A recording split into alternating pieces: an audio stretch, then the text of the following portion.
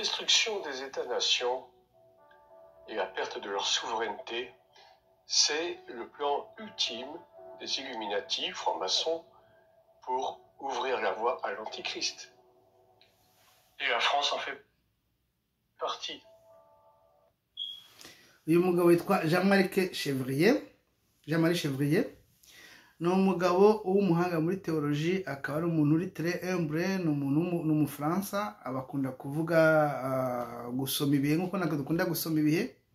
ari kudusobanurira, mumbabarire, ni igice cya kabiri cy'ikiganiro nakoze, ntabwo nshaka ko gukora ikiganiro gisubiramo icya mbere kuko cyacikiyemo hagati, telefone ishobora kuba yari yuzuye. Tuba dukoresha nyine ubu buryo busanzwe bwa sabukene, ariko bwose burakora, ntabwo tuzajya twirirwa twikompurika mu buzima, byose birakora. Noneho ari kuvuga ngo la destruction des États-nations et la perte de leur souveraineté, ni umugambi ngo gusenya ibihugu no kubyambura ubusugire bwabyo. Ni umugambi ukomeye wantuze wa Illuminati, ndetse n'Ubufaransa bukaba buri muri ibyo bihugu bigomba gusenywa. Uwo mugambi ukaba ari uwo gucira inzira Antikristo kugira ngo aze kwima ingoma. Dukomeze twumve ndabibasobanurira. C'est ce à quoi nous sommes en train d'assister en ce moment, avec les péripéties que nous connaissons au niveau gouvernemental. Et bientôt, nous verrons émerger la constitution de 10 biorégions, alors je vous expliquerai en détail ce que c'est, qui seront sous l'emprise totale de cet homme, l'Antichrist, dont il sera le super gouverneur. Ok. Mwabyumvise ngo mu gihe gitaha tugiye kubona isi bayigabanyijemo amabiyoregiyo 10, ni uturere 10 dutuwemo. Birumvikana impamvu basize babyise biyoregiyo, turimo abantu 10 dutuyemo. Utwo turere tuzaba tuyoborwa hejuru n'umuyobozi uri supreme, ariwe Antikristo, bamwita le gouverneur supreme. Narababwiye, nahoze mbyigisha no kuri Soma Ibihe, yuko mu bwami bwa Antikristo buzaba buyoboye nk'uko ubwami bw'Ubwongereza buyoboye, kuko bazajya bafata ubwami bw'Ubwongereza buba buri hejuru, bufite n'ibindi bihugu biri munsi yabwo, birimo Canada, birimo Australia. Ibyo bihugu byemerewe kugira aba premier ministre batowe n'abaturage, ariko ubwami bw'Ubwongereza bukohereza bita bariyetona guverineri bahagararira ubwami bw'Ubwongereza. Nabo rero nibo bazabahagararira ibihugu. Abenshi bamaze kugera mu bihugu, nigeze kubikoraho ikiganiro, abariyetona guverineri ba Antikristo bamaze kugera mu bihugu. Abenshi turangariye ba Kushineri n'abaki, kandi mu bihugu byacu deja harimo bariyetona guverineri ba Antikristo. Ibihugu byose byemeye umugambi wa mondialiste bizaba bifite abariyetona guverineri bahagararira ubwami bwa Antikristo muri ibyo bihugu. Dukomeze. Eh bien, ceci s'inscrit dans le projet du nouvel ordre mondial qui date depuis le siècle des Lumières. Ce nouvel ordre mondial étant dirigé par les familles les plus riches et les plus influentes de la planète, notamment les familles Rothschild, la monarchie britannique, le CFR américain, le groupe Bilderberg, etc. C'est-à-dire ngo yinjira muri gahunda ya Nouvelle Ordre Mondiale, ikaba izaba iyobowe n'imiryango ikomeye yo mu isi.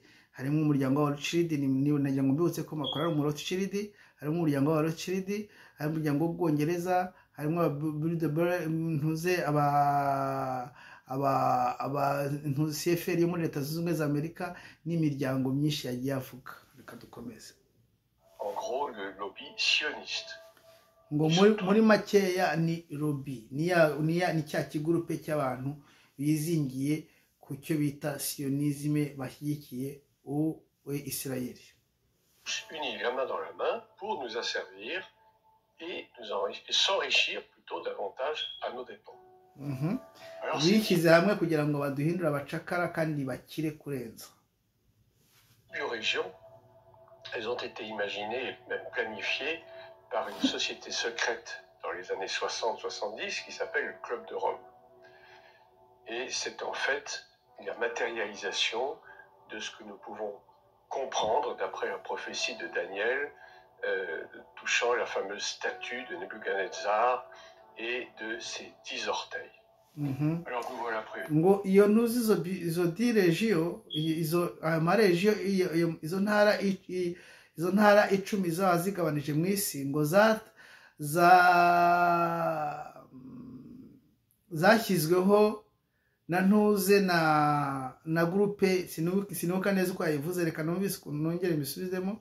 Ils ont été imaginés et même planifiés par une société secrète dans les années 60-70 qui s'appelle le Club de Rome.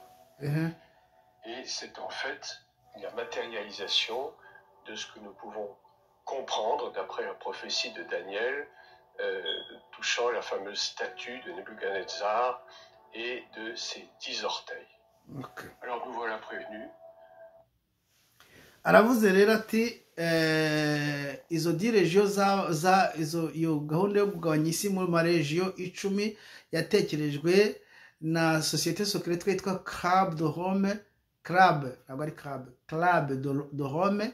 Iyo Club de Rome yabitekereje mu 1960 muri za 60, kandi ibishushanyije kuri ya stati Daniyeli yo mu gitabo cya Daniyeli, cya gishushanyo cyo mu gitabo cya Daniyeli gifite amano 10. Ntabwo ari buvuga ibintu byinshi cyane, reka twumve ko asezera. Ne soyons pas étonnés de ce qui se passe en ce moment, ce n'est que le prémisse de ce qui doit arriver. Que Dieu vous bénisse. Ngo nimutangazwa n'ibiri kuba ubu ngubu, ngo ni umuganura bigomba kubaho. Imana nibaho umugisha. Iki kiganiro kirakurikiye ikiganiro nakoze mu kanya. Hari igihe Satani ashaka kumvangira, ngatangira nzi yuko mfite espace yuzuye, najya kubona nkabona binkatiyeho. Mujye mumbabarira, tukorera muri gahunda ya sabukene. Izi telefone zanjye uko ari ebyiri, imwe ni amadolari 300 nayiguze, indi nayiguze amadolari 200. Kugira ngo umurimo ugende neza ntabwo tugomba gukoresha ibintu bihenze, ariko nizere ko bibageraho mukabyumva. Imana y'amahoro rero ibaho umugisha, nongere mbabwire. Ariko abantu muri kuvuga ubutumwa, mwirinde mutayobya abantu. Hari ibyo mugira ibintu bisanzwe, mukumva ko bisanzwe, nimufate igihe cyo gukora ubushakashatsi. Imana y'amahoro ibahe umugisha, mukomere turi ku rugamba.